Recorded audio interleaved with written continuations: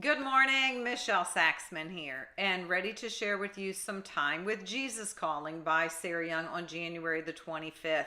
Took me back to the reading just a couple of days ago. Let's see if I can find it when we were reminded the embrace of his everlasting arms. Don't be afraid to stumble and fall because you're going to be received into the loving presence of his everlasting arms.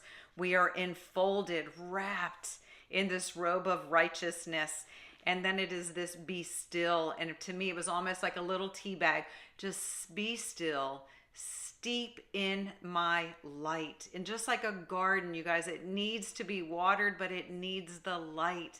So if we're going to grow, we need the light of his presence. So cultivating an environment, setting aside some time, kind of this exchange policy, bring me your worries and I'll give you my peace.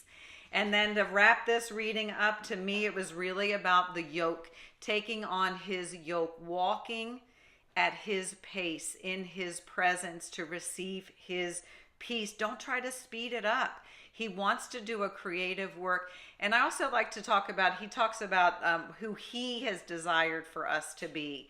But so much of the culture puts pressure and expectations, kind of like this mold of who you are and what you're supposed to be.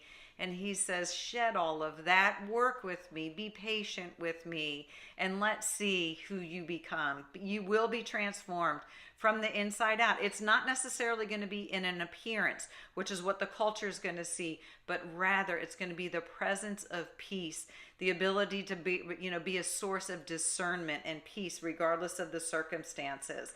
So the readings for today, the first one is Hebrew chapter 13, verse 15. Through Jesus, therefore, let us continually offer to God a sacrifice of praise, the fruit of lips that confess his name, the power of the words we speak, confessing his name, praising his name. And you guys, not always is it truly through the words we use, but it is in our behaviors that are reflecting our beliefs. So just being a source of peace, a source of calmness. The next reading is 2 Corinthians chapter 3, verse 18. And we, who with unveiled faces all reflect the Lord's glory, are being transformed into his likeness with ever increasing glory, which comes from the Lord, who is the Spirit. His image and likeness is the Spirit that is within each and every one of us and all of his creation.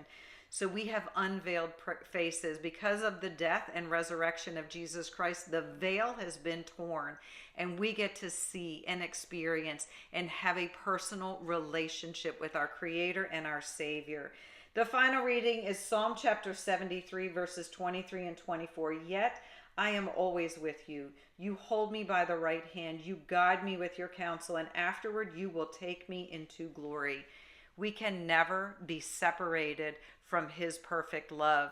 He poured that into us at the moment of creation, at the moment of conception, and he is forever chasing the perfect love that is already contained within each and every one of us. The culture, earthly experiences, human experiences, trauma, all sorts of things kind of muck up this perfect vessel, this jar of clay. And he wants us to kind of cultivate this powerful presence of peace.